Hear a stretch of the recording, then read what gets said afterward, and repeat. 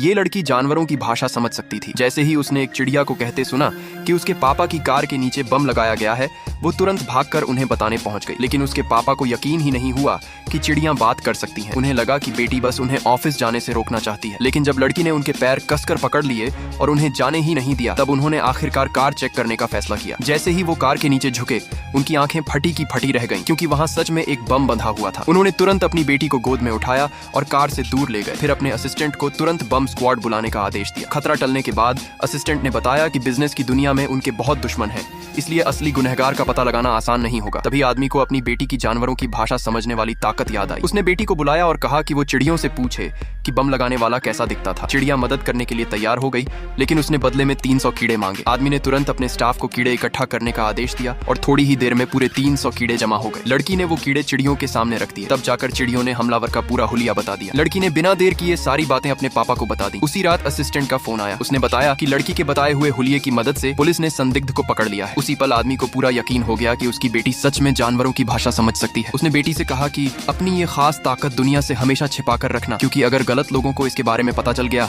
तो वो तुम्हें पकड़कर एक्सपेरिमेंट के लिए इस्तेमाल कर सकते हैं। लड़की ने चुपचाप हाँ में सिर हिला दिया। अगली सुबह जब लड़की अभी सो ही रही थी, तभी एक छिपकली उसके बिस्तर पर आ गई और उसे जगा दिया। उसने कहा कि बाहर 2 चिड़ियां बहुत जरूरी बात करने आई हैं। लड़की तुरंत कमरे से बाहर भागी। चिड़ियों ने बताया कि उसका दिव्यांग चाचा पिछले 3 दिनों से नदी के किनारे बैठा था और आज उसने अचानक अपनी व्हील चेयर को धक्का देकर नदी में छलांग लगा दी। ये सुनते ही लड़की तुरंत अपने पापा के पास भागी। लेकिन जैसे ही उन्होंने देखा कि बेटी ने अभी तक अपना चेहरा भी नहीं धोया है, वो उसे उठाकर सीधे वॉश बेसिन की तरफ ले गए और उसका चेहरा धोने लगे। लड़की ने जल्दी से खुद को छुड़ाया और कहा कि चाचा बहुत बड़ी मुसीबत में है। 1 सेकंड भी बर्बाद किए बिना आदमी अपनी बेटी को लेकर निकल पड़ा। उन्हें पता नहीं था कि चिड़ियां किस नदी की बात कर रही थीं, इसलिए लड़की ने चिड़ियों से कहा कि वो कार के आगे आगे उड़कर रास्ता दिखाएं। कुछ ही देर में वो नदी के किनारे पहुंच गए। पार्ट 2 के लिए सब्सक्राइब करो।